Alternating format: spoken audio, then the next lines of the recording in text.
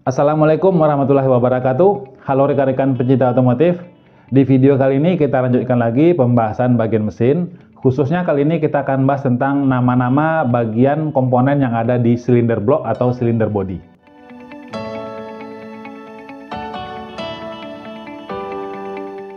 Setelah sebelumnya kita membahas tentang bagian poros engkol dan komponen-komponennya begitu ya.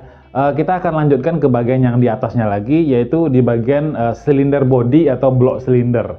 Nah, di bengkel mungkin lebih dikenal dengan namanya itu blok ya. Posisinya sudah jelas berada di atas daripada poros engkol. Nah, di situ bentuknya itu bisa kita lihat bermacam-macam. Ada yang modelnya polos begitu ya, ada juga yang modelnya memiliki sirip-sirip. Nah, intinya di situ akan terjadi proses pergerakan piston, terjadi proses pembakaran, dan terjadi juga proses pengubahan tenaga nantinya. Ya, jadi bagian-bagian dari blok ini ya, yang pasti yang paling besar yang akan kita lihat itu adalah bodinya atau badan utamanya gitu ya. Jadi di bagian dalam daripada silinder body ini yang pasti tentu ada sebuah tabung utamanya. Tabung itu yang kita sebut sebagai silinder, di mana silinder itu adalah tempat jalur pergerakan dari piston. Nah, jadi piston ini akan bergerak turun naik pada tabung tersebut. Nah, sementara bagian luarnya itu fungsinya adalah sebagai untuk merambatkan ataupun melepaskan panas yang akan dihasilkan dari bagian dalam tabung. Nah, jadi komponen utama yang akan kita lihat itu adalah silinder bodinya begitu ya. Kemudian ada tabung di bagian dalam, lalu nanti akan ada piston dan juga perangkatnya. Nah, jadi piston itu sendiri fungsinya kita udah sama-sama tahu, yaitu akan melakukan hisapan, lalu melakukan kompresi, lalu menerima ledakan pembakaran, lalu juga akan melakukan pembuangan hasil pembakaran. Nah, jadi piston ini fungsinya adalah utamanya itu untuk menjaga kompresi begitu ya, atau melakukan dorongan dan juga menerima tekanan.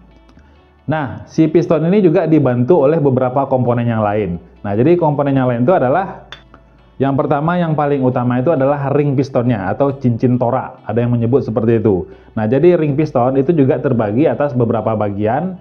Ada ring kompresi 1, ring kompresi 2, dan juga ring oli. Nah, jadi fungsi daripada ring piston itu adalah menjaga tekanan ataupun menjaga kerapatan supaya kompresi yang dilakukan bisa maksimal dan tidak terjadi kebocoran.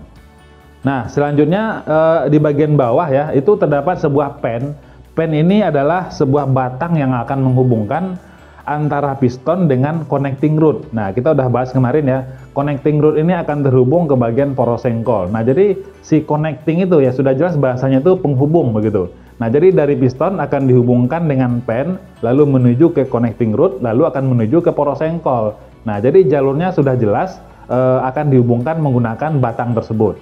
Nah, kemudian setelah pen piston ini, di bagian pinggirnya biasanya itu terdapat sebuah sepi pengunci ya, atau sepi pen piston. Ada yang modelnya itu seperti kawat bulat, ada juga yang menggunakan modelnya itu dibautin ya, tetapi ini sudah jarang kita temukan. Intinya sepi itu adalah untuk mengunci pen piston supaya tidak bergeser dari posisinya. Oke, jadi mungkin ada beberapa hal yang mau saya tambahkan tentang bagian silinder body ini. Intinya sih silinder body ataupun blok ini terbuat dari besi tuang biasanya, namun juga ada yang terbuat dari aluminium yang dilapisi oleh tabung yang terbuat dari besi cor.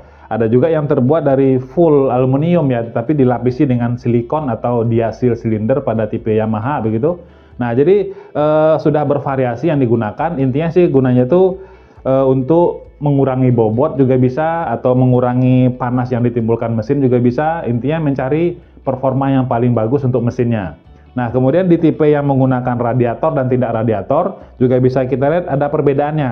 Nah, kalau yang menggunakan sirip seperti yang saya pegang sekarang ini, itu biasanya dia tidak menggunakan radiator untuk pendinginnya. Tetapi kalau tidak memiliki sirip ya, mungkin di tipe motor Jupiter MX atau Fiction, atau di motor 2 tak Kawasaki Ninja misalnya gitu ya, tidak ada siripnya, melainkan dia digunakan jalur sirkulasi air radiator, atau istilah lainnya itu water jacket, yang membantu untuk menjaga suhu yang terjadi pada bagian mesinnya. Satu lagi yang penting juga nih, di bagian bawah piston itu biasanya terdapat gasket atau packing ya, kita nyebutnya di perbengkelan packing. Nah, packing itu fungsinya sudah jelas untuk membantu merapatkan permukaan antara blok silinder dengan crankcase-nya. supaya tidak terjadi kebocoran ataupun merembesnya oli atau cairan yang tidak diinginkan. Nah, itu tadilah mungkin bagian-bagian yang terdapat pada bagian blok silinder.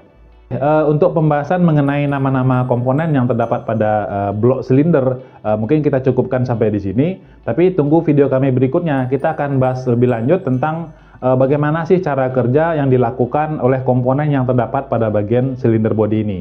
Nah, simak terus video dari kami, mudah-mudahan bisa memberi pencerahan bagi rekan-rekan mekanik pemula ataupun adik-adik pelajar semuanya. Terima kasih sudah menonton, sampai jumpa di video kami yang lain. Wassalamualaikum warahmatullahi wabarakatuh.